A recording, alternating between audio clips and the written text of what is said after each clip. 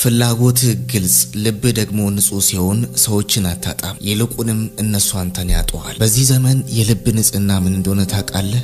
ማስመሰል፣ መሸንገል፣ ያልሆኑትን ሆኛለሁ ማለት ነው። ልብ ንጹህ ሲሆን ተንኮል አታውቅም፣ ሰዎችን አታታልልም፣ ወይም ያደረግከውን መልካም ነገር አትቆጥርም። እውነተኛ ትሆናለህ። ሁልጊዜም ታማኝ ሆነ ምን ያደርግልሻል ከሰው አይን መግባት የማታ ማታ አለው ይሄም ቀን ያልፋል። ሰላም ቤተሰብዬ እንዴት ናችሁ? ላይክ ሼር ሰብስክራይብ እያደረጋችሁ መቼም እናንተ መልካም ነገር መቼም አትመኙም፣ ላይክ እያደረጋችሁ ለማንኛውም ማለት ነው። ሩታ እንግዲህ በአዲስ ነገር መታለች። ይገርማል፣ ይደንቃል ማለት ደግሞ ምን ተፈጠረ? የስነ ልቦና ባለሙያዎች እንደሚሉ ከሆነ ከቆንጆ ሰው ጋር ለ5 ደቂቃ መቀመጥ ለጤናችሁ በጣም ጥቅም አለው።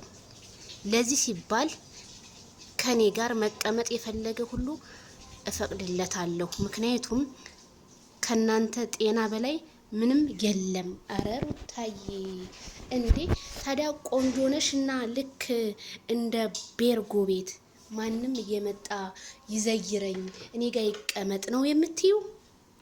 በጣም ነው የሚገርመው። ፈረስ ልጓም የሌላት ፈረስ እኮ ሆንሽ። በቃ ሩታ በቃ ከአብርሃም ከተለያየሽ ጀምሮ በቃ እማታደርጊው እማትጽፊው ነገር የለም። ሩታ ግን ይሄንን መመኘት ለምን አስፈለገ? ለካ ቆንጆ ስለሆንሽ ነው እነ ዳንኤልን እነ ሚሮን ካንቺ ጋር ቁጭ ብለው ወዛቸው እንደዛ የደፋባቸው። ኦ ማይ ጋድ! አይ ደስ ይላል በጣም እንግዲህ መልእክቷ ይገርማል። በጣም የሚገርም መልእክት ነው።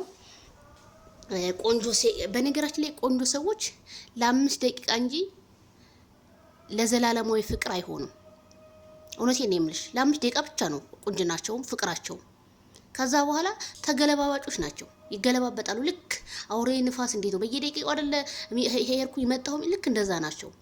በዛ ልክ ራስሽን አትገምቺ ሩታ። በዛ ልክ ራስሽን የምትገምቺ ከሆነ በጣም ብዙ በዙሪያሽ ያሉ ሰዎች ለ5 ደቂቃ አስርሽ እየተቀመጡ ይርቁሻል።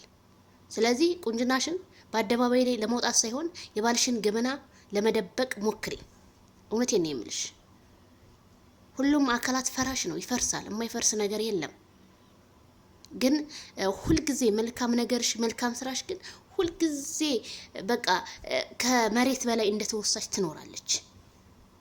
ስለዚህ ሁላችንም መልካም ነገርን ከመስራት የምንሆን ያድርገን። እኔም እናንተን ቤተሰቦቼ እና ሩታ እንግዲህ ለማን እንደሆነ ባላቅም መልእክቷን ይሄን አስተላልፋለች። መቼም ለማይክል ጃክሰን አይደለም እሱ 5 ደቂቃ አይደለም 3 አመት አብሮሽ ተቀምጧል። እንዳትጨነቂ የኔ ማይክል ጃክሰን የኔ ኩሩ የሰው በላይ